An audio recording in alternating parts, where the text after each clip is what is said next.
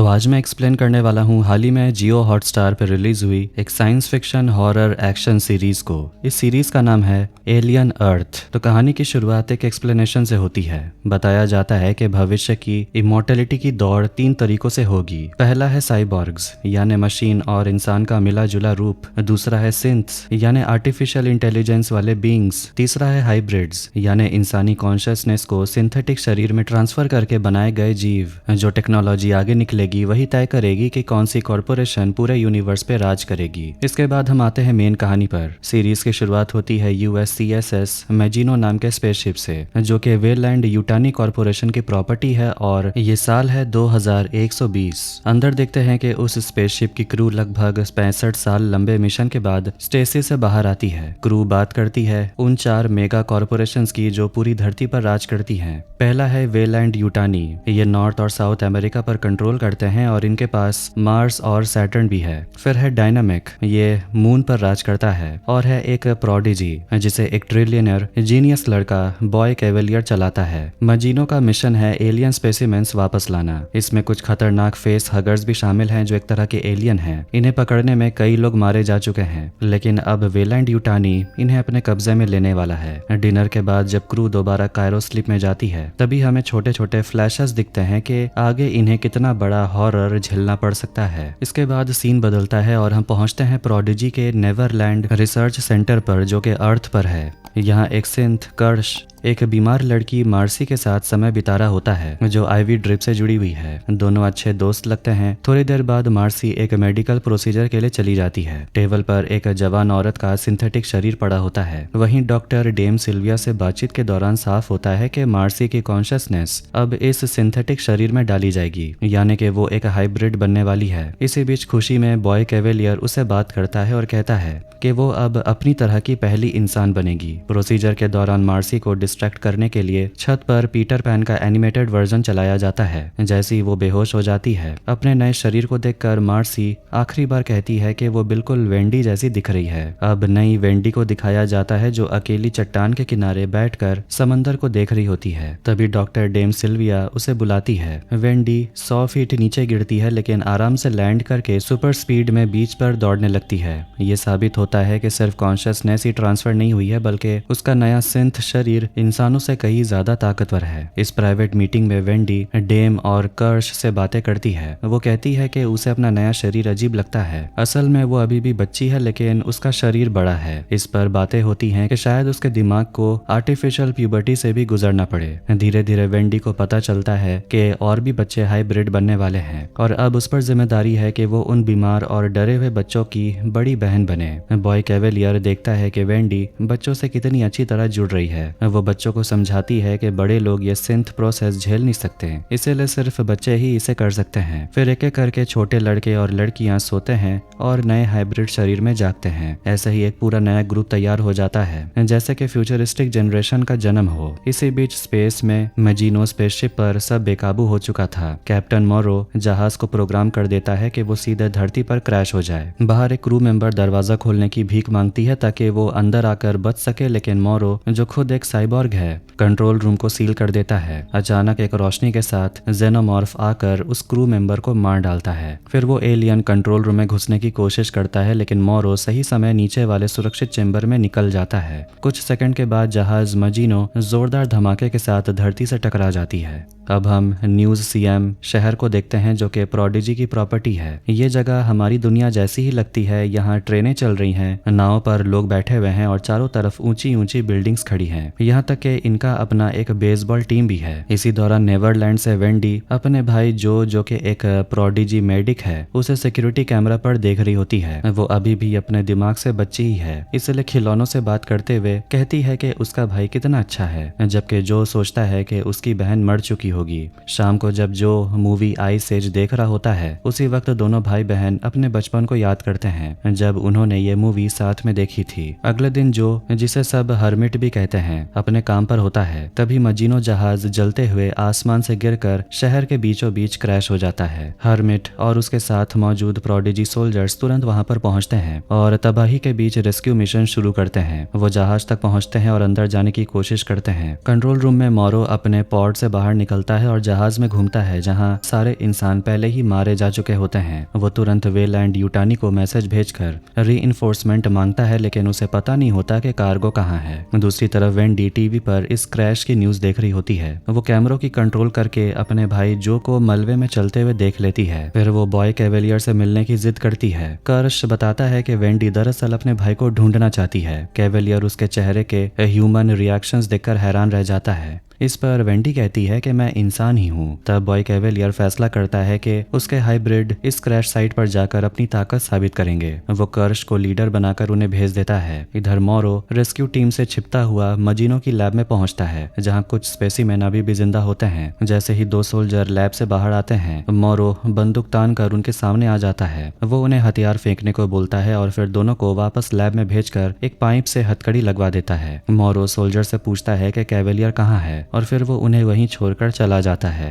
मजीनो के Cairo chamber में hermit एक लाश पाता है जिसका के पेट फटा हुआ था। इस दुनिया में ये कभी भी अच्छा संकेत नहीं हो सकता, खासकर यहाँ बंधे हुए सोल्जर्स के लिए। तभी उनमें से एक हॉय घबराने लगता है। अचानक एक कीड़ा जैसा जीव उसके चेहरे पर चढ़ जाता है और उसकी गर्दन से चिपक कर उसका खून चूस कर उन दोनों को ही मार डालता है। इस बीच हाइब्रिड्स का जहाज क्रैश साइट की तरफ बढ़ रहा था। कर्श वेंडी से कहता है कि इंसान भी दूसरे जानवरों की तरह ही होते हैं, जीते हैं और फिर मर जाते हैं। लेकिन वेंडी ये मानने को तैयार नहीं होती। वो कहती है कि उसका भाई नहीं मरेगा, वो उसे बचाएगी। उधर हरमिट और कुछ बचे हुए रेस्क्यू टीम के लोग मजीनो के मलबे से गुजरते हैं। रास्ते में उन्हें और लाशें मिलती हैं। नीचे वाले लेवल पर जाते वक्त कोई नहीं देख पाता कि एक जेनोमॉर्फ अंधेरे में उनके पीछे पीछे चल रहा होता है। दूसरी तरफ प्रोडिजी नेवरलैंड रिसर्च आइलैंड पर बॉय कैवेलियर डेम सिल्विया से बात कर रहा होता है। वो कहता है कि ये एक इंटेलिजेंस रेस है एआई के खिलाफ। उसे किसी ऐसे इंसान से बात करनी है जो उससे भी ज्यादा होशियार हो, जिससे बहस करते वक्त उसका दिमाग भी हिल जाए। शायद ये बच्चे वही लोग हों। कम से कम वो उसे बोर तो नहीं करेंगे। उसी दौरान क्रैश साइट की तरफ बढ़ते जहाज में वेंडी एक और हाइब्रिड स्लाइटली को बताती है कि उसे अपने भाई को बचाना है क्योंकि उसका भाई बहुत कमजोर है। इस बीच हालात और बिगड़ जाते हैं और अब सिर्फ हरमिट और 2 प्रोडिजी सोल्जर्स एक टूटे हुए स्टेयरवेल में बचे होते हैं। दोनों सोल्जर छलांग लगाकर सामने वाले हिस्से पर पहुंच जाते हैं, लेकिन नीचे गहरी खाई होती है। हरमिट झिझकता है, लेकिन तभी जेनोमॉर्फ सामने आ जाता है और मजबूर होकर उसे भी कूदना पड़ता है। वो नीचे गिर जाता है और अकेला रह जाता है। एलियन उसका पीछा करता है, लेकिन हरमिट किसी तरह एक एलिवेटर में छिपकर अपनी जान बचा लेता है। वो रेडियो पर मदद मांगता है, लेकिन कोई जवाब नहीं आता। फिर कहानी एक दिन पहले चली जाती है। वहाँ दिखाया जाता है कि हरमिट अपनी मेडिक की नौकरी छोड़ना चाहता था, जबकि उसके कॉन्ट्रैक्ट में अभी भी 7 महीने बचे थे। वो सोचता है कि उसका पूरा परिवार खत्म हो चुका है और अब वो अपने पिता का सपना पूरा करना चाहता है,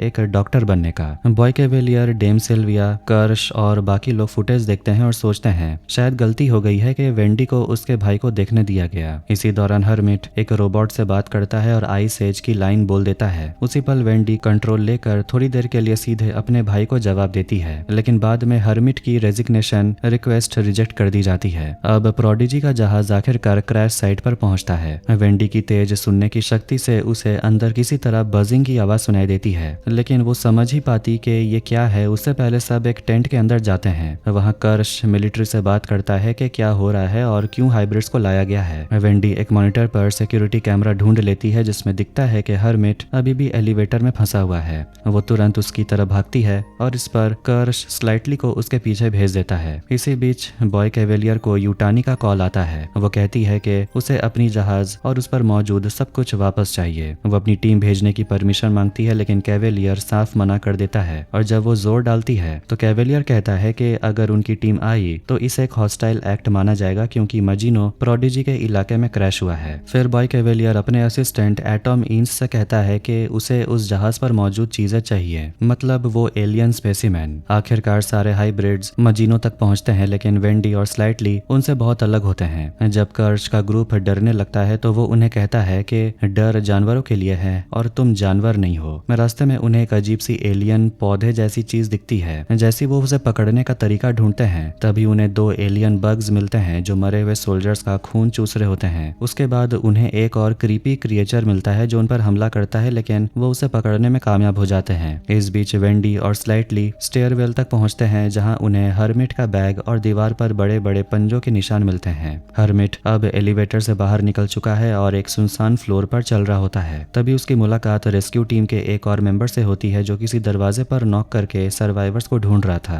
दरवाजा खुलता है तो अंदर अमीर लोग दिखते हैं जो कि 1700s के कॉस्ट्यूम पहने पार्टी कर रहे होते हैं। उन्हें बाहर क्या हो रहा था इसकी कोई फिक्र ही नहीं होती, लेकिन सब बदल जाता है जब जेनोमॉर्फ अचानक आकर सोल्जर को मार देता है और फिर अंदर जाकर उन सब अमीर लोगों को भी खत्म कर देता है। अब हर्मिट फिर से अकेला रह जाता है और एक ऐसे अपार्टमेंट में पहुंचता है जो लाशों और कटे पटे शरीरों से भरा होता है। तभी जेनोमॉर्फ उस पर हमला करने के लिए कूदता है, लेकिन ठीक समय पर मोरो आकर बंदूक से उसे शूट कर देता है। गोली से एलियन बेहोश हो जाता है। फिर वो हर्मिट को भी बेहोश कर देता है और एक अलग हथियार से एलियन को जाल जैसी चीजों में लपेटकर अपने साथ खींच कर लेके जाता है। इस बीच और रेस्क्यू टीम के लोग आ जाते हैं और मोरो को उस बैग के साथ देख लेते हैं जिसमें एलियन है। वो गुस्से में कहते हैं अपने हाथ पीछे करो। इस पर मोरो कहता है कि मैं तुम्हारी सबसे छोटी प्रॉब्लम हूँ। तभी जेनोमॉर्फ जाल से निकल जाता है और सोल्जर को काट डालता है, फिर और इंसानों को मारने भाग जाता है।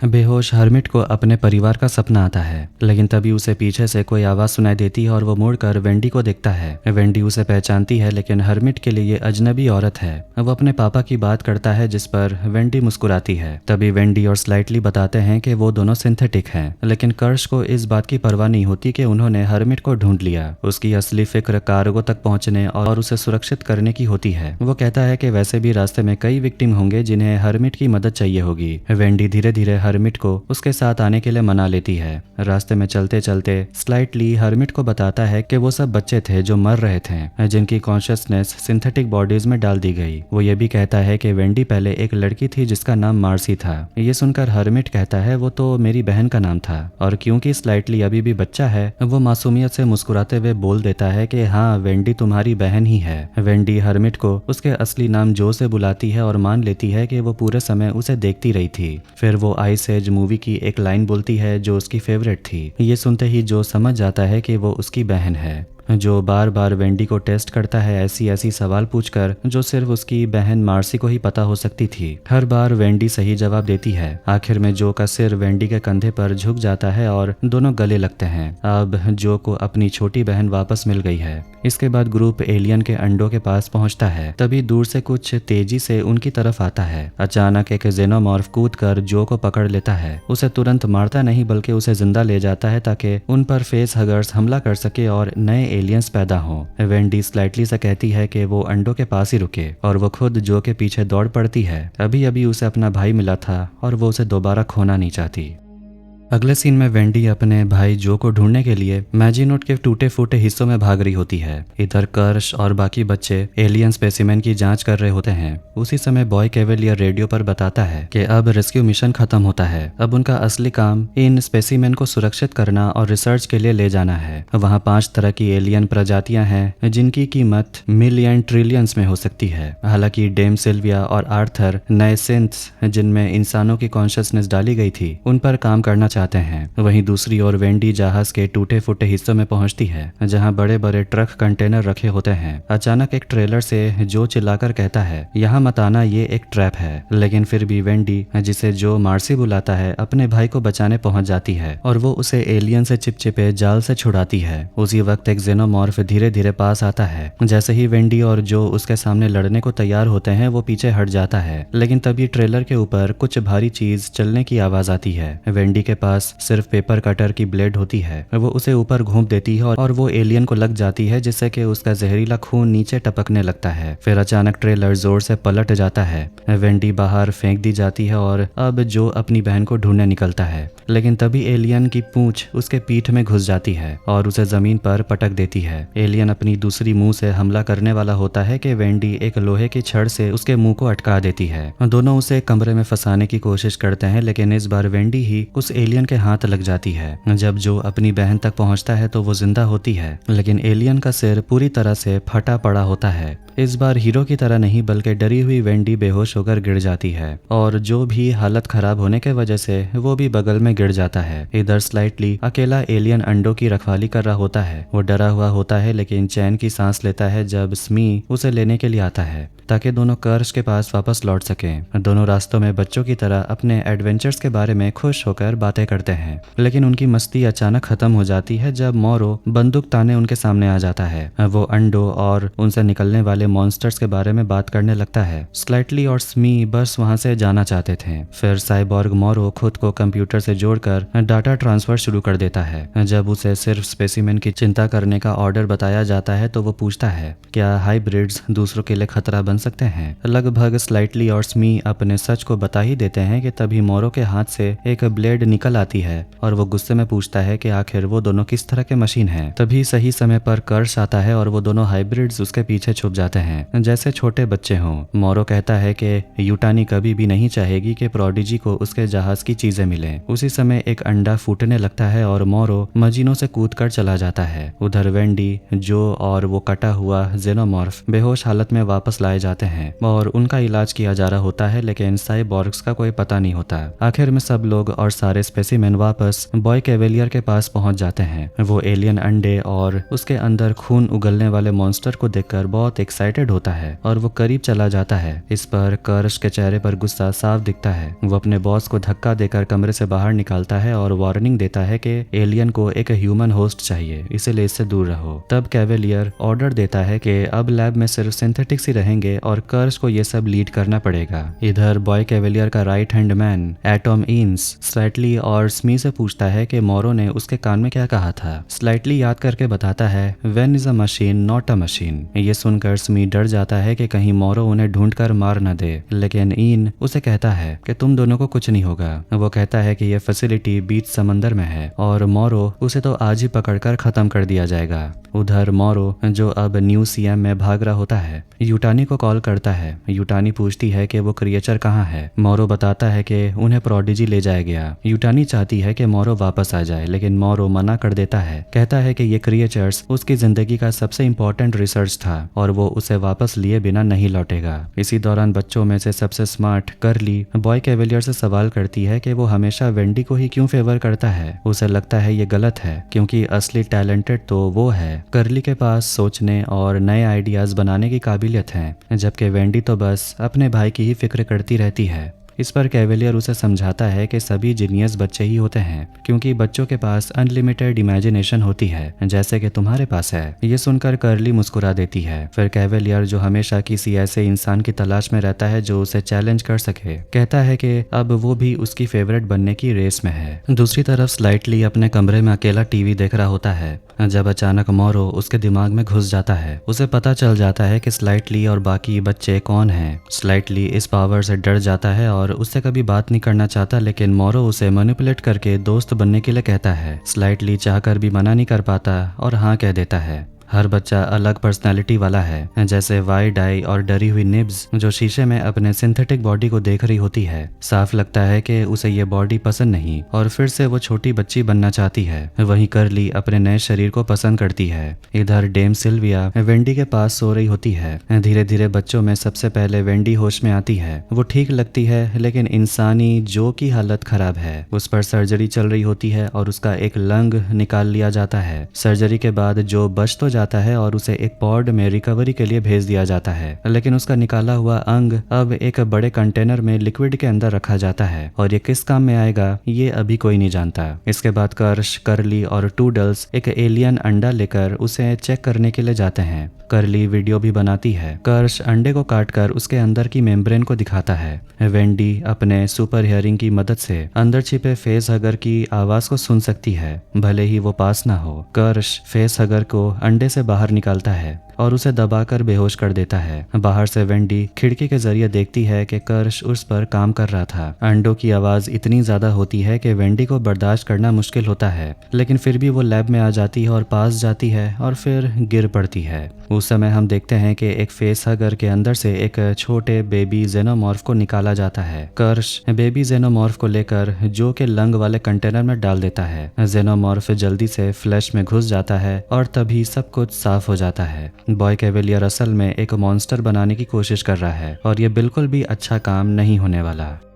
इसके बाद हम देखते हैं कि वेंडी को डॉक्टर डेम और कर्श चेक कर रहे होते हैं। वो बात कर रहे होते हैं कि जेनोमॉर्फ की चीखें आखिर वो कैसे सुन सकती है। तभी बॉय कैवेलियर अंदर आता है और कर्श और डेम को बाहर भेज देता है। वो वेंडी की हेयरिंग चालू करने ही वाला होता है कि जो अपनी बहन से मिलने आ जाता है। कैवेलियर कहता है कि तुम कभी सोच नहीं सकते कि हमने तुम्हारे पुराने लंग्स के साथ क्या किया। ये सुनकर जो जिसे अभी हाल ही में जेनोमॉर्फ की पूंछ पीठ से लगी थी वो चौंक जाता है। आर्थर वेंडिंग की हेयरिंग फिर से चालू करता है और पूछता है कि क्या हुआ। वो इसे बंद करना चाहता है लेकिन कर्श इसे चालू रखना चाहता है। वेंडी भी बात करना चाहती है। अगर एलियन उससे बात कर रहे हैं तो वो सुनना चाहती है कि एलियन क्या बोल रहे हैं। आर्थर हियरिंग टेस्ट करता है और वेंडी फिर से आवाज सुन लेती है। कोई और उसे नहीं सुन सकता, यहाँ तक कि करली भी नहीं। अब कैवेलियर बहुत एक्साइटेड होता है कि वो चाहता था कि वेंडी वही आवाज दोहराए जो वो सुन रही है। वेंडी उसे बिल्कुल सही दोहराती है और बाकी सब डर के मारे देखते रहते हैं। कैवेलियर का असिस्टेंट एटम इन्स जोन को रहने की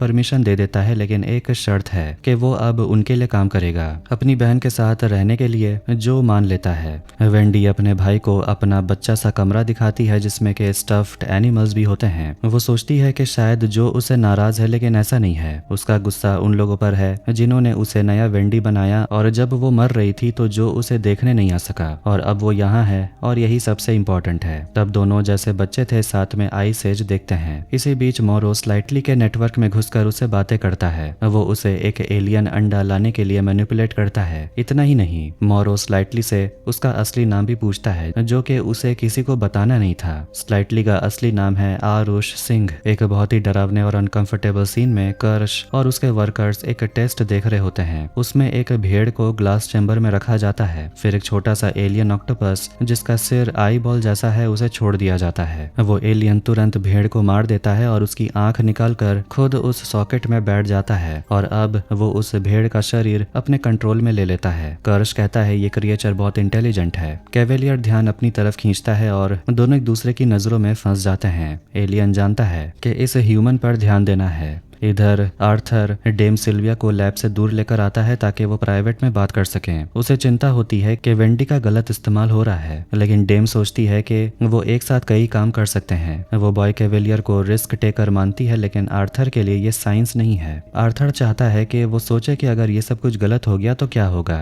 तभी निब्स जो थोड़ी कंफ्यूज है वहां आती है और कहती है वो प्रेग्नेंट है, जबकि वो एक मशीन है और ये होना इम्पॉसिबल है। डेम समझाती है कि निब्स मेंटल ब्रेक ले रही है और उसे वो दूर लेकर जाती है। उसे लगता है कि हाइब्रिड्स को उनके नए बड़े बॉडीज के बारे में सही गाइडेंस अभी तक मिली भी नहीं है। डेम निब्स को एक चार्ट दिखाना चाहती है, लेकिन निब्स वायलेंट हो जाती है, चिल्लाती है और चार्ट को धक्का दे देती है। उसे यकीन है कि उसके अंदर एक बेबी गर्ल है। डेम टावर साइड पर हुई घटना के बारे में बात करना चाहती है, लेकिन निब्स नहीं चाहती। जब डेम कहती है कि क्रिएचर उसका कुछ नहीं बिगाड़ सकते, निब्स अचानक चिल्लाती है और डेम को धक्का दे देती है। हाइब्रिड अपने नए बॉडीज में अच्छे से एडजस्ट नहीं कर रहे हैं और निब्स तो बहुत बुरी हालत में है। जैसे ही डेम साइलेंट अलार्म के लिए बटन दबाती है, निब्स फिर से अपने बेबी की बात करने लगती है जैसे कि कुछ हुआ ही नहीं। सिक्योरिटी आती है और निब्स को उसके कमरे में वापस ले जाती है। डेम ऑर्डर देती है कि उसके कमरे का दरवाजा सिक्योर किया जाए और लेवल 3 अलर्ट जारी किया जाए। इसी बीच एटम इन्स जो को बुलाता है और उसे फ्यूचर के बारे में बात करता है। वो जानना चाहता है कि मार्सी का जो बदलाव हुआ है, मतलब वेंडी में, वो सफल हुआ है या नहीं। जो बात करने से इनकार करता है और कहता है कि वो रिजाइन कर रहा है। इसके बाद एटम इन्स उसे बताता है कि अब वो वेंडी से बात नहीं कर पाएगा, साथ ही उसे वो नया लंग जो उसे दिया गया था उसे खरीदना पड़ेगा। ये सुनकर जो अपना मन बदलता है और कहता है मैं आपका आदमी हूँ, थोड़े झिझक के साथ। ईन ये भी बताता है कि वेंडी अब कभी भी आइलैंड छोड़कर नहीं जा सकती क्योंकि वो अब इंसान नहीं रही। वेंडी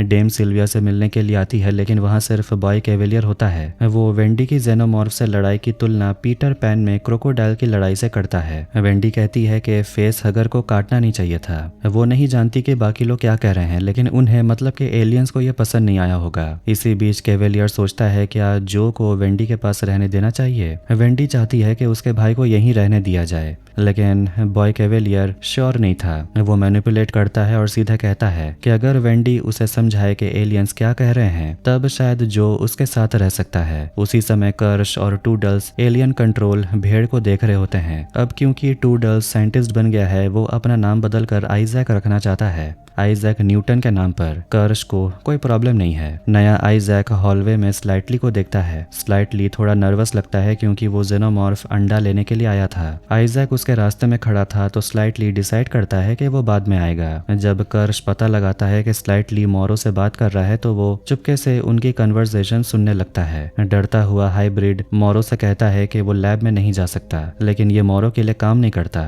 अब तो मोरो स्लाइटली की माँ के पास बैठा होता है जो सोच रही थी कि उसका बेटा मर चुका है। मोरो भी उसे डराता है। अपने परिवार को खतरे में देखकर स्लाइटली मदद करने के लिए मान जाता है। मोरो ने अपना प्लान बदल लिया है। अब वो स्लाइटली को सिर्फ अंडा लाने को नहीं बोलता, बल्कि उसे एक पूरा का पूरा ह्यूमन लेकर आने को बोलता है। वो स्लाइटली को पूरा फेस हगर प्रोसेस समझाता है। कहता है कि जब ये फेस हगर ह्यूमन से बाहर निकले तो वो उसे उसके पास लेकर आए। वो कहता है कि कुछ दिन मुश्किल होंगे, लेकिन मैं ये श्योर रखूंगा कि ह्यूमन आराम से रहे। मोरो स्लाइटली को 24 घंटे देता है किसी एक इंसान को चुनने के लिए। बाद में सभी लड़के और जो बाहर मिलकर बैठते हैं। जो हाइब्रिड्स को बताता है कि 5 बड़ी कॉरपोरेशंस दुनिया पर राज करती है और कैसे यूटानी क्रैश शिप से स्पेसिमेन वापस लाना चाहती है। तभी स्लाइटली आता है और नाराज होता है कि जो को यहाँ रहने दिया जा रहा है जबकि उसकी माँ को नहीं। जो समझाता है और सोचता है कि उनकी फैमिलीज को भी यहाँ होना चाहिए था। ये सब हाइब्रिड्स के लिए कंफ्यूजिंग होता है। उन्हें तय करना है कि क्या वो अपनी फैमिलीज के साथ रहना चाहते हैं या उन्हें जो मिला है उसे ही वो स्वीकार कर सकते हैं। जैसे ही वेंडी लैब में बॉय जीनियस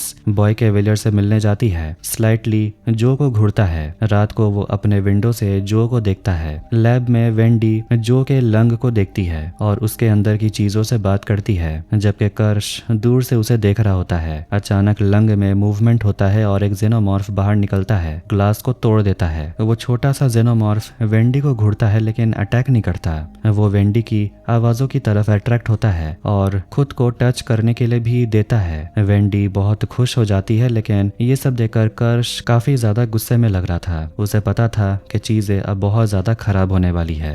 अब हम फिर से सीरीज की शुरुआत वाले समय को देखते हैं। मैजिनोट स्पेसशिप अर्थ से 17 दिन दूर है। जहाज के अंदर मोरो को क्लेम जगाता है क्योंकि अंदर आग लग गई थी और 2 एलियन स्पेसिमेन, जिसमें कि वो आई बॉल वाला भी एलियन शामिल था, वो सब भाग गए हैं। 2 क्रू मेंबर पर अटैक किया गया है और कैप्टन मर चुका है। मोरो मेडिकल बे में जाता है जहां 2 लोग अनकॉन्शियस टेबल पर पड़े हैं और उनके ऊपर चेहरे पर फेस हगर्स लगे हुए थे। कैप्टन सच में मर चुका है क्योंकि रहीम ने फेस हगर काटने की कोशिश की थी, लेकिन उसका एसिड ब्लड उसके गले से होकर चला गया। मोरो जानना चाहता है कि आखिर वो एलियन भाग कैसे गए और ये आग कैसे लगी, लेकिन किसी के पास जवाब नहीं था। साइंटिस्ट ब्रॉन्स्की, जिस पर अभी भी फेस हगर लगा हुआ है, उसे लेकर कोई नहीं जानता कि अब करना क्या है। तय किया जाता है कि उसे स्टेसिस में उसके पॉड में रखा जाएगा जब तक कि वो लोग घर नहीं लौट जाते हैं। मोरो जानना चाहता है कि बाकी एलियंस सुरक्षित है या नहीं, लेकिन इसका भी कोई जवाब नहीं देता। वहां से निकलते वक्त एक वर्कर बताता है कि आग की वजह से नेविगेशनल सिस्टम डिस्ट्रॉय हो गया है। अब हम स्पेसशिप नहीं बल्कि मिसाइल बन गए हैं और अर्थ की तरफ जा रहे हैं। मोरो जावेरी से बात करता है और कहता है सैबोटाज या फिर इनकम्पिटेंस के वजह से आग लगी है। सिक्योरिटी हेड होने के नाते उसे पता है कि जावेरी का ब्रॉन्स्की के साथ रिलेशनशिप था जो प्रोटोकॉल्स के खिलाफ है। इस वजह से जावेरी शिप की कमांड नहीं ले सकती, ना ही उसका। यूटानी के अनुसार सिर्फ कार्गो की ही वैल्यू है। इसे साबित करने के लिए जावेरी कमांड सेंटर जाती है और मदर को बताती है कि अब वो मैजिनोट की जिम्मेदारी ले रही है। कंप्यूटर इसे ऑथराइज करता है और कार्गो के बारे में पूछता है। जावेरी परमिशन मांगती है कि अगर कार्गो खतरा बने तो उसे डिस्ट्रॉय किया जाए, लेकिन उसे मना कर दिया जाता है और कहा जाता है कि कार्गो सबसे टॉप प्रायोरिटी है। मोरो डेक पर जाता है जहाँ एलियन स्पेसिमेन रखे हैं और देखता है जो एलियंस भाग गए हैं उन्होंने कितना डैमेज किया है। कंट्रोल रूम में वो फायर और फेस अगर अटैक का वीडियो प्लेबैक देखता है। वहाँ कोई और भी है जिसे वो पहचान नहीं पाता। वो सोचने लगता है कि तुम हो कौन। बाद में वो अपनी छोटी बेटी के लेटर्स पढ़ते हुए मोरो को याद आता है कि उसने बीच पर अपनी बेटी से बात कही थी। उसने बताया था कि वो कहाँ जा रहा है। लेटर के लास्ट में लिखा है कि उसकी बेटी मिशन के 12 साल में ही आग में जलकर मर गई थी। अब तक मोरो किसी रोबोट जैसा लगता था, लेकिन ये उसे थोड़ा सा ह्यूमन बना देता है। आपस में बात कर रहे होते हैं और पता चलता है कि फ्यूल बस 8% बचा है। 24 घंटे के अंदर वो क्रैश होने वाले हैं। नेविगेशन कंट्रोल से जोड़ने की कोशिश कर रहे हैं, लेकिन ये काफी नहीं है। अब बाकी क्रू को जगाने का समय आ गया है। जैसे ही जावेरी ये सोचती है, ओवरहेड अनाउंसमेंट में क्रायोपॉड ब्रीच की खबर आती है। पॉड पर जैसा कि अनुमान था, ब्रॉन्स्की मर चुका है। उसका एब्डोमेन पूरी तरह से फट चुका है और जो हैच हुआ था वो ग्लास तोड़कर भाग गया। मोरो क्रू के लिए कुछ वेपन्स लाता है जो इलेक्ट्रिकल करंट शूट करते हैं ताकि जेनोमॉर्फ को रोका जा सके बिना उसका एसिड ब्लड गिराए। लैब में जब चिबोजो एलियन स्पेसिमेन का स्टडी कर रही होती है, आईबॉल ऑक्टोपस, जिसे टेओलिस कहा जाता है, अपने वाइल में उसे देख रही थी। वो इतना खोई हुई थी कि उसे ध्यान नहीं रहता कि एक छोटा सा लीच जैसा एलियन भाग गया होता है। आईबॉल क्रिएचर अब ज्यादा ध्यान देता है और अपनी इंटेलिजेंस दिखाने के लिए ग्लास पर पीटने लगता है। चिबोजो का ध्यान कहीं और है, इसीलिए लीच उसके वाटर बॉटल में लार्वा फैलाने लगता है। क्रिएचर को कैप्चर करके फिर से रख दिया जाता है, लेकिन अगली बार जब चिबोजो पानी पिएगी तब प्रॉब्लम हो जाएगी और सिचुएशन और खराब हो जाती है जब ऑक्टोपस आईबॉल लगातार अपने ग्लास कंटेनर पर अटैक करता है। कंटेनर गिरकर टूट जाता है और क्रिएचर तेजी से भाग जाता है। डाइनिंग टेबल पर बैठकर जावेरी मीटिंग कर रही होती है और जो हुआ उसके बारे में बता रही है। सभी को पेयर्स में बांटा जाता है और जेनोमॉर्फ खोजने के लिए वो सभी लोग निकलते हैं। उसके बाद चिबोजो पानी नहीं पीती बल्कि मेलाकाइट अपना खाना खाते हुए पानी पी लेता है। बाद में वो और श्म्यूल शिप को ठीक करने में लगे होते हैं, तभी मेलाकाइट का पेट दर्द करने लगता है। वो खून की उल्टी करता है और तुरंत अनकॉन्शियस हो जाता है। मोरो टैंग से बात करता है और इस बारे में बात करता है जो कुछ भी इस जहाज में हो रहा है। पॉड में कोई सो रहा था, अब वो जाग चुका है। मोरो क्रू के वीडियोस देखता है जो वो अपनी फैमिलीज को भेज रहे थे। उसे पेट्रोविक का एक वीडियो मिलता है जिसमें वो बॉय कैवेलियर से वीडियो कॉल पर बात कर रहा है। पेट्रोविक ही असल में धोखेबाज है और वो बॉय कैवेलियर की मदद कर रहा था क्रिएचर्स को पाने में, लेकिन चाहता है कि उसकी कॉन्शियसनेस एक सिंथेटिक बॉडी में डाली जाए। गन लेकर मोरो क्रायोपॉड की तरफ जाता है, लेकिन पेट्रोविक गायब हो चुका है। मेड बे में कंटेनमेंट थ्रेट की अलर्ट आती है, इसलिए वो वहां जाता है और मेलाकाइट के बारे में पता करता है। डॉक्टर उसके ऊपर काम कर रहे हैं, लेकिन वो बहुत ब्लड लूज कर रहा था। उसे अभी ओपन करना पड़ता है, लेकिन उसके अंदर बहुत सारे कीड़े भरे हुए थे। जब रहीम उनमें से एक को निकालने की कोशिश करता है तो एक टॉक्सिक गैस रिलीज होती है जिससे वो और चिबोजो अपनी आंखों से ब्लीड करने लगते हैं और वो वहीं मर जाते हैं। इस बीच जेनोमॉर्फ टैंग को मार देता है। बाकी क्रू डिसाइड करते हैं कि अब ब्रिज को सील करना है, बाकी सबको जगाना है और जितना जल्दी हो सके अर्थ की तरफ बढ़ना है। जावेरी डर रही होती है, लेकिन कॉन्फिडेंट मोरो कहता है अब मैं शिप की कमांड संभालूंगा। हालांकि आगे क्या होता है, शिप की तरफ जाते हुए पेट्रोविक उन पर गोली चलाता है और क्लेम को हेड शॉट से मार देता है, लेकिन वो मोरो का सामना नहीं कर पाता,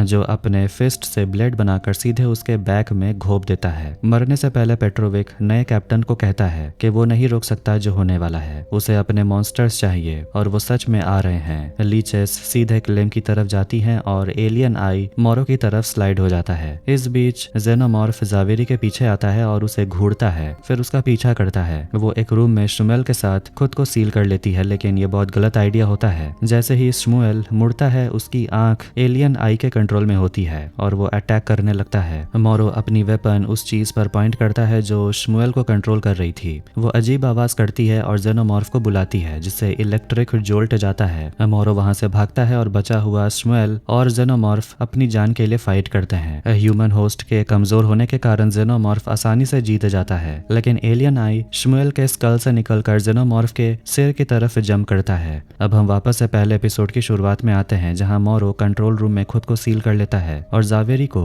जेनोमॉर्फ के हाथों मरने के लिए छोड़ देता है। कमांड्स एंटर करते हुए वो सिर्फ अपनी बेटी और जो खोया है उसके बारे में सोचता है। अर्थ पर जब मोरो क्रैश के बाद यूटानी से मिलता है, वो कहता है कि मैजिनोट के क्रूज मर चुके हैं, लेकिन कार्गो बचा हुआ है और वो अपने स्पेसिमेन को वापस लेगा और बॉय कैवेलियर को मारेगा। यूटानी लॉयर्स के जरिए काम करना चाहती है, लेकिन मोरो कहता है कि वो अपने तरीके से काम करेगा। जाते हुए यूटानी अपने एसोसिएट से कहती है कि मोरो जो भी चाहता है उसे वो पाकर रहता है।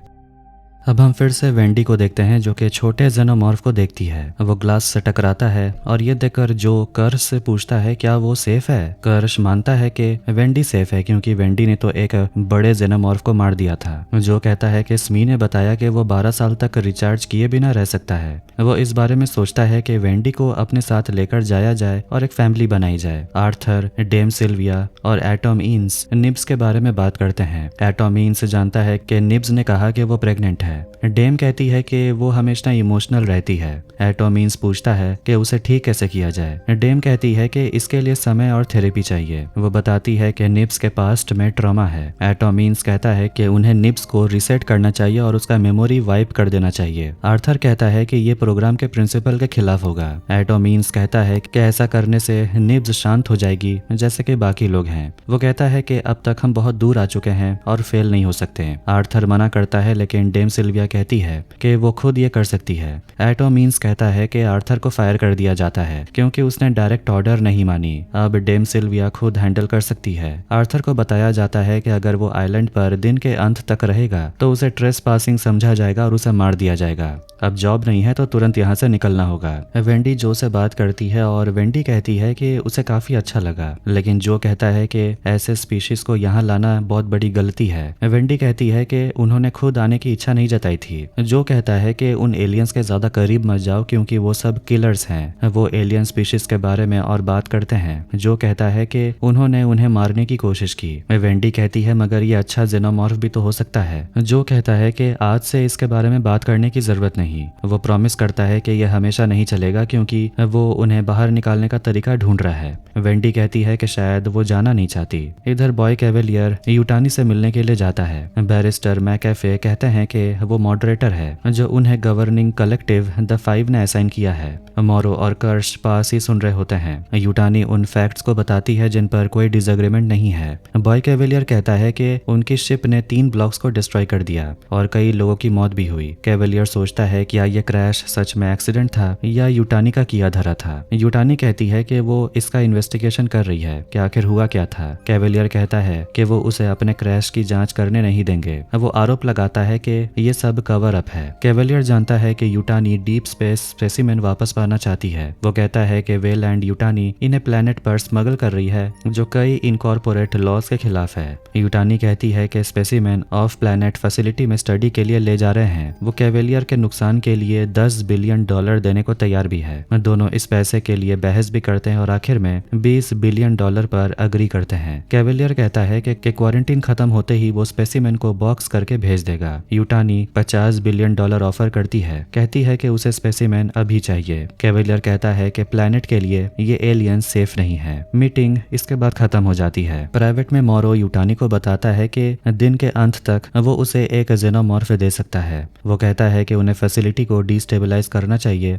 और भगदड़ का फायदा उन्हें मिलेगा। इसके बाद कर्श मोरो के साथ एलिवेटर में आता है। वो मोरो को ह्यूमन सेल्फ हेटिंग मशीन कहता है। मोरो पूछता है कि ऐसे कंपनी के लिए काम करना कैसा है जिसने उसे जानवर बना दिया है। कर्श कहता है कि उसे समझ नहीं आ रहा कि वो किस बारे में बात कर रहा है। मोरो कहता है कि उसे सिंथ्स को मारना पसंद है क्योंकि उन्हें दर्द महसूस नहीं होता। इसी बीच डेम सिल्विया निब्स पर काम शुरू करती है। वो निब्स की मेमोरी वाइप कर देती है। बाद में वेंडी आती है और निब्स को चेक करती है। निब्स कहती है कि वो ठीक महसूस कर रही है। उसे लगता है जैसे उसने 1000 साल सोया हो। वेंडी बताती है कि निब्स ने बेबी होने की बात कही थी। निब्स को उसकी बात याद नहीं आती। वो क्रैश को भी याद नहीं रखती। निब्स सोचती है कि उसके साथ कुछ गड़बड़ हुआ है क्या। उसे याद नहीं है आर्थर और डेम के साथ वो कहाँ गई थी। स्मीप आता है कि स्लाइटली किसी से कह रहा है कि उसे अकेला छोड़ दो। स्लाइटली कहता है कि उसे बस कुछ काम निपटाने हैं। स्मीप शिकायत करता है कि अब उन्हें यहाँ रहकर मजा नहीं आता। स्लाइटली याद दिलाता है कि अब वो बड़े हो गए हैं। वो वादा करता है कि बाद में वो लोग खेलेंगे जब ये सब काम खत्म हो जाएगा।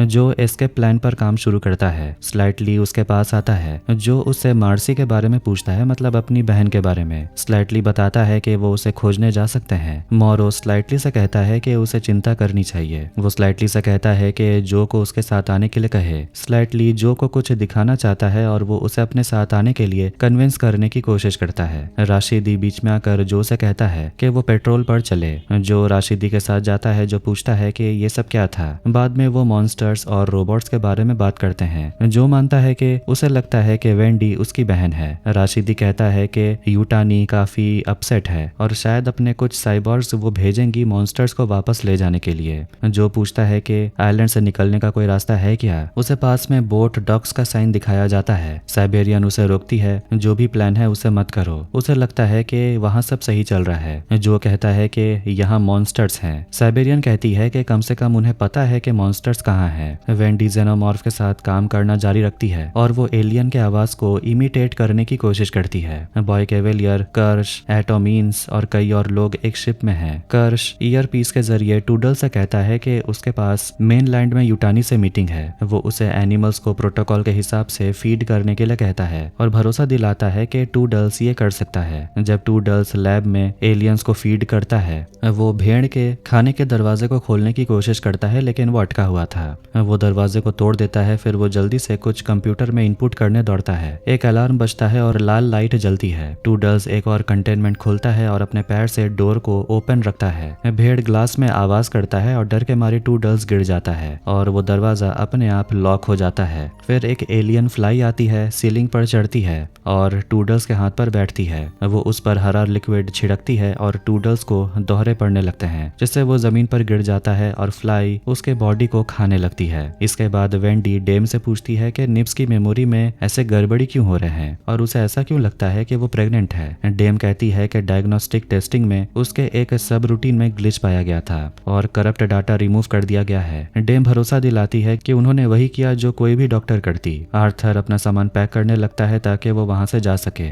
जो उसके पास बात करने के लिए आता है, आर्थर कहता है कि वो यहाँ से जा रहा है। वो कहता है कि उसे फायर कर दिया गया। जो पूछता है कि क्या उसकी सिस्टर यहाँ सेफ है। आर्थर कहता है कि वो बिल्कुल सेफ है, जैसे बैंक में कोई तिजोरी होता है, बिल्कुल उसी तरह सेफ। आर्थर कंप्यूटर पर टाइप करता है और जो से कहता है वेंडी को यहाँ से निकालो। वो जो को बोट कोड 102770 देता है। आर्थर हाइब्रिड ट्रैकर्स और मॉनिटर्स भी ऑफ कर देता है। कैमरे के वजह से आर्थर कह रहा था कि उसकी बहन सेफ है, लेकिन वो जो को वार्न कर देता है। जब जो चला जाता है तो आर्थर पाता है कि टूडल्स का ट्रैकर कनेक्टेड नहीं है। टूडल्स लास्ट सिक्योर लैब में था। कर्श स्लाइटली पर नजर रखता है जो लैब को खत्म करने के बारे में सोच रहा है। वो रुकता है और मोरो से कहता है कि वो किसी इंसान को नहीं ला सकता। मोरो उसे लगातार काम करने के लिए कहते रहता है और स्लाइटली अपनी माँ की सुरक्षा के लिए उसे मना भी नहीं कर पाता। आर्थर स्लाइटली के पास आता है और कहता है कि टूडल्स का ट्रैकर ऑफलाइन है। वो लैब में जाता है और कर्श देखता है कि स्लाइटली उसके पीछे लैब में आ जाता है। आर्थर लैब में टूडल्स को जमीन पर पड़ा पाता है, एक कंटेनर में। वो दरवाजा खोलता है और पाता है कि टूडल्स शायद मर चुका है। स्लाइटली कंप्यूटर कंट्रोल्स के साथ खेलता है। आर्थर ऊपर क्रिएचर्स को देखता है। वो स्लाइटली को मदद के लिए चिल्लाता है। आर्थर देखता है कि एक अंडा खुल गया है। स्लाइटली आर्थर को लैब से बाहर निकलने नहीं देता।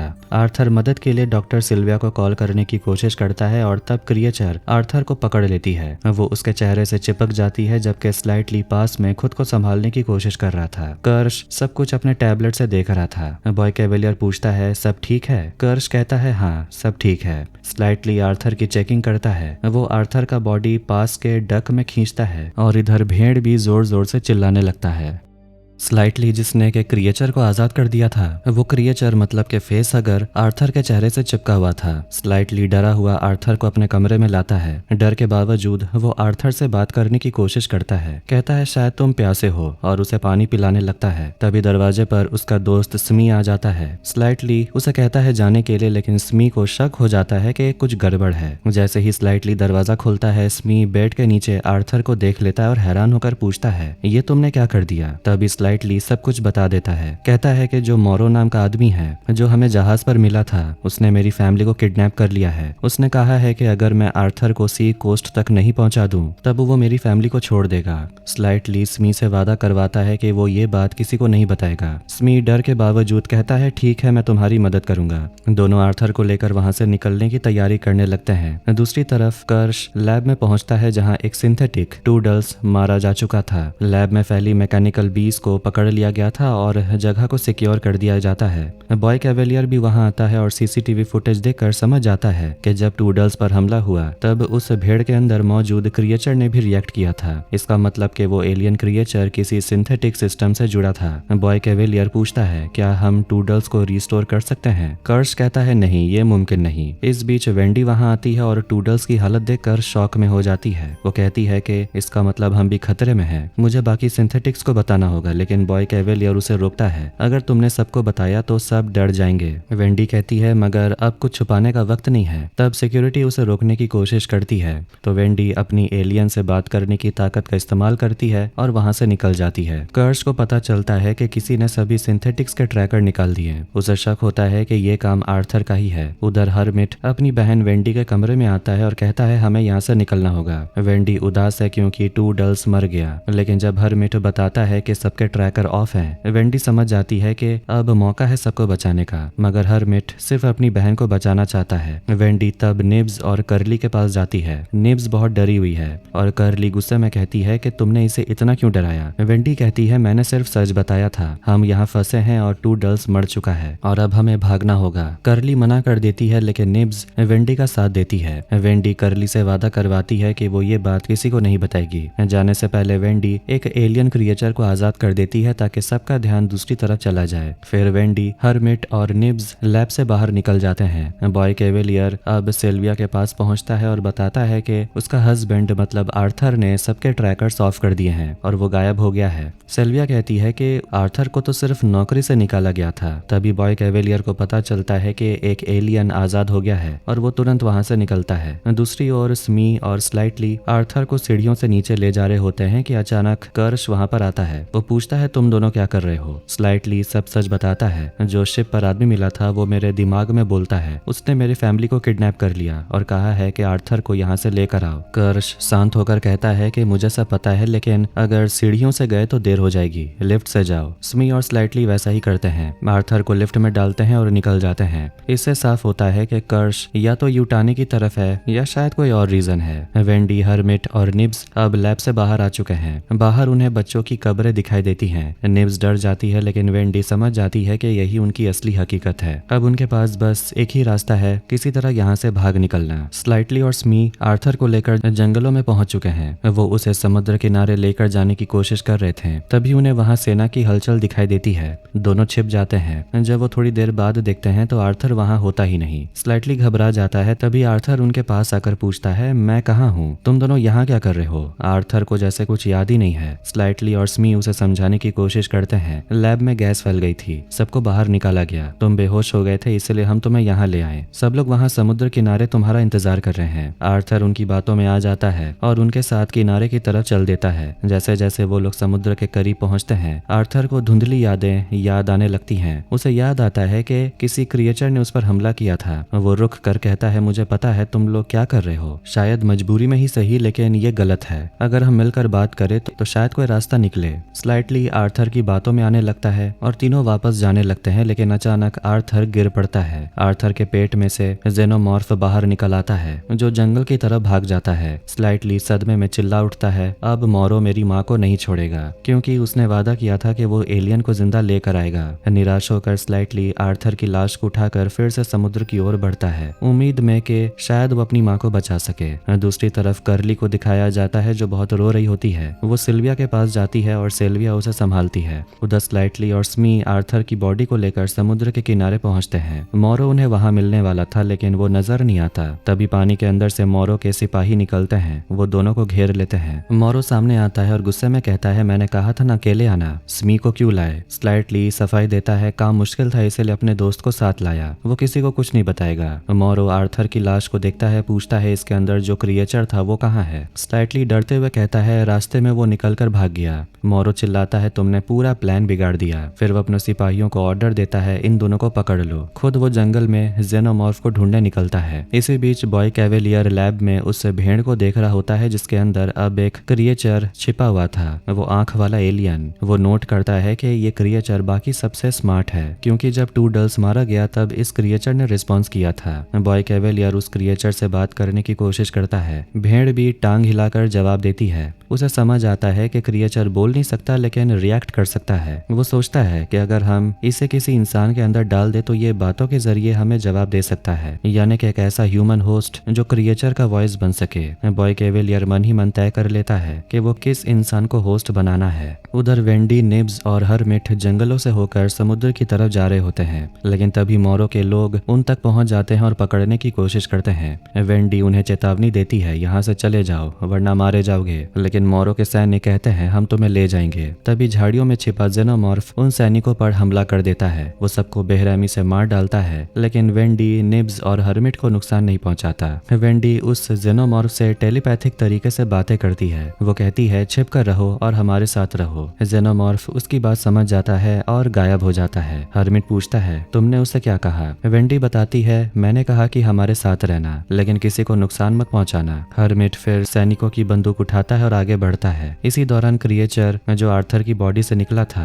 वो जेनोमॉर्फ, मोरो के लोगों ने उसे पकड़ लिया है। मोरो उसे लेकर स्लाइटली और स्मी के साथ वापस उसी लैब में आता है जहां बॉय कैवेलियर और कर्श मौजूद हैं। लेकिन जैसे ही वो लोग लैब में पहुंचते हैं, कर्श के आदमी मोरो को चारों तरफ से घेर लेते हैं। कर्श खुद सामने आता है। उसके पास भी एक क्रिएचर है जो वही आर्थर से निकला था। कर्श कहता है ये क्रिएचर ले लो और मेरे दोनों इंसानों को छोड़ दो, स्लाइटली और स्मी को। मोरो जेनोमॉर्फ को ले लेता है, लेकिन कर्श के आदमी उसे पकड़ लेते हैं। उधर निब्स, वेंडी और हर्मिट आखिरकार समुद्र के किनारे पहुंचते हैं। वो लोग एक नाव चुराने की कोशिश करते हैं ताकि वहां से भाग सकें, लेकिन तभी मोरो के सिपाही, जिनमें राशिदी और साइबेरियन भी हैं, उन्हें पकड़ लेते हैं। राशिदी कहता है तुम बोट चुराने आए हो, हम तुम्हें जाने नहीं देंगे। हर्मिट समझाने की कोशिश करता है हमें जाने दो वरना हम सब मारे जाएंगे, लेकिन साइबेरियन कहती है नहीं, तुम कहीं नहीं जाओगे। निब्स अब गुस्से में आ जाती है। वो राशिदी पर हमला करती है, उसकी जीभ खींचकर उसे मार देती है। हर्मिट चिल्लाता है रुको निब्स, लेकिन निब्स नहीं रुकती और बाकी गार्ड्स भी उन पर हमला कर देते हैं। वेंडी क्रिएचर को बुलाने की कोशिश करती है, मगर हर्मिट उसे रोकता है और वो जेनोमॉर्फ दूर झाड़ियों में से ये सब कुछ देख रहा था। निब्स रुकती नहीं और हर्मिट आखिरकार बंदूक से उसे इलेक्ट्रिक शॉक दे देता है। निब्स गिर जाती है बेहोश होकर। वेंडी गुस्से में अपने भाई पर चिल्लाती है ये तुमने क्या किया? तभी सिक्योरिटी गार्ड दोनों को पकड़ लेते हैं। जैसे ही उन्हें बंधक बनाया जाता है, दूर अंधेरे में वो एलियन क्रिएचर खड़ा होकर ये सब देख रहा था, जैसे कि वो अपने अगले कदम की तैयारी कर रहा हो।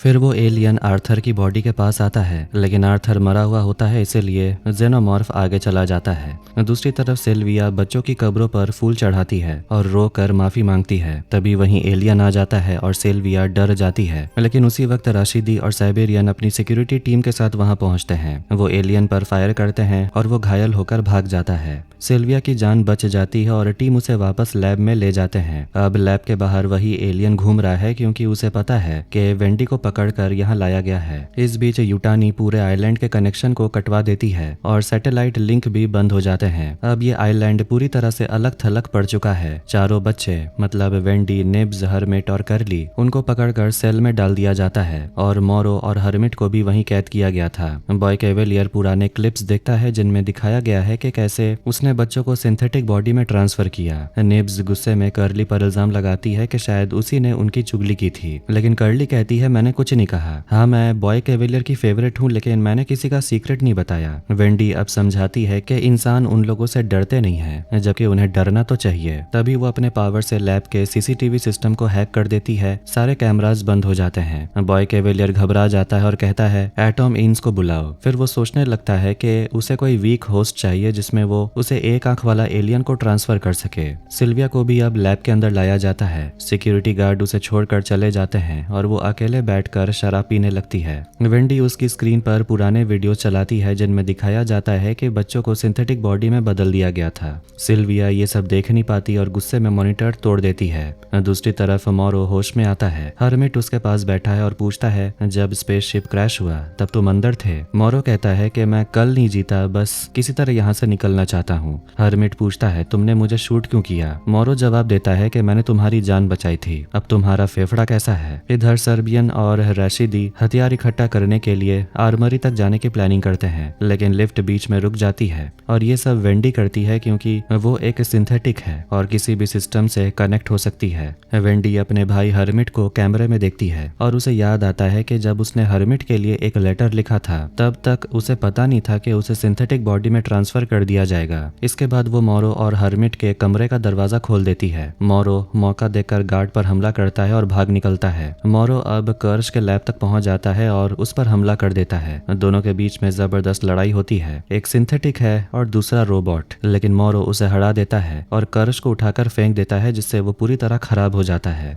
मोरो कहता है मैंने कहा था ना, मुझसे पंगा मत लेना। वो ये भी कहता है कि यूटानी जल्दी यहाँ पर आने वाली है और वो बस अपना सामान लेने आया है, जो कि वो है एलियन स्पेसिमेन। लेकिन जब वो लैब के अंदर देखता है तो वो पाता है कि सारे एलियंस अब आजाद हो चुके हैं। तभी कर्श फिर से मोरो पर हमला करता है और और उसे बेहोश कर देता है। इधर वेंडी सेल के अंदर कैद है। वो एक आवाज निकालती है ताकि एलियन को वो अपनी तरफ बुला सके। तभी बॉय कैवेलियर वहां पहुंचता है। वो अपने बच्चों को देखकर कहता है, मेरे प्यारे बच्चों, तुम सब अब पिंजरे में बंद हो। कभी तुम मेरे फेवरेट थे और आज तुम मेरे साथ ही खेलने वाले हो। कर्ली कहती है कि मैं तो तुम्हारी फेवरेट हूँ, फिर भी तुमने मुझे कैद कर दिया। बॉय कैवेलियर ठंडी हंसी के साथ कहता है कि मुझे याद भी नहीं है कि मैंने कब कहा तुम मेरी फेवरेट हो। वेंडी चुटकी बजाती है और सेल का लॉक खोल देती है। बॉय कैवेलियर हैरान हो जाता है और उसे एहसास होता है कि ये लोग यहाँ से कभी भी भाग सकते थे। बॉय कैवेलियर अपने पास्ट के बारे में बताता है, कहता है कि उसके पिता बहुत नेक इंसान थे। उन्होंने पूरे एम्पायर को बनाया, लेकिन उसे ये एम्पायर खुद चाहिए था, इसलिए उसने अपने पिता को मार डाला और उसे इस बात का जरा सा भी पछतावा नहीं हुआ।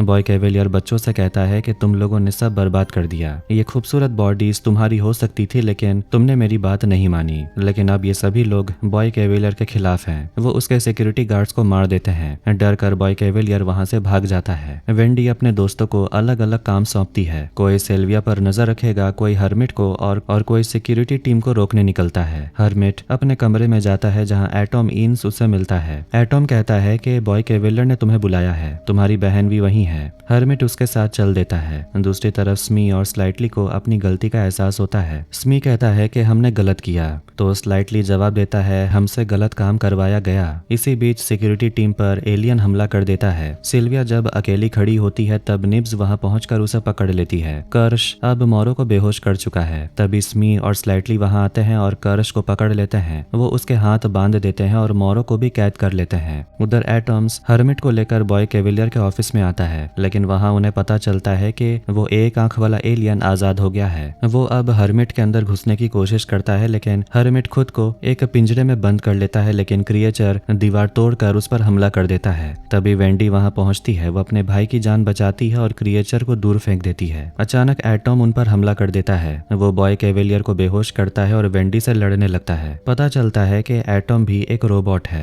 लड़ाई में एटॉम हावी होता है, लेकिन वेंडी अपने पावर से उसे कंट्रोल कर ही लेती है। वो उसे फ्रीज कर देती है और क्रिएचर को भी खत्म करके अपने भाई हर्मिट की जान बचा लेती है। हर्मिट होश में आता है और अपनी बहन से निब्स के लिए माफी मांगता है। वो कहता है, मैंने निब्स को इलेक्ट्रिक शॉक दिया था क्योंकि वो मेरे दोस्त को नुकसान पहुंचा रही थी। वेंडी कहती है, अब बीती बातों के बारे में मत सोचो, हमें बॉय कैवेलियर तक पहुंचना है। दोनों एटॉम को गिराकर वहां से निकलते हैं। बॉय कैवेलियर अब भाग रहा है, लेकिन एक एलियन उसका पीछा कर रहा था। डर के मारे वो छिपने की कोशिश करता है। तभी हर्मिट और वेंडी वहां पहुंचते हैं। सिक्योरिटी टीम एलियन पर हमला करने की कोशिश करती है, लेकिन वेंडी इशारा करती है और वो जेनोमॉर्फ सिक्योरिटी टीम पर टूट पड़ता है और सबको मार डालता है। अब वेंडी और उसके साथ ही बॉय कैवेलियर को पकड़ लेते हैं। दूसरी तरफ साइबेरियन लैब के अंदर जाती है जहां बहुत सारे क्रिएचर्स घूम रहे थे। उनमें से एक उस पर हमला कर देता है और उसे मार डालता है। अब वही एक आंख वाला क्रिएचर लैब से भाग निकलता है और समुद्र किनारे पहुंचकर आर्थर की बॉडी के अंदर चला जाता है। मतलब कि आर्थर दोबारा जिंदा हो गया था। वैसे तो वो मरा हुआ है, बस एलियन का होस्ट है।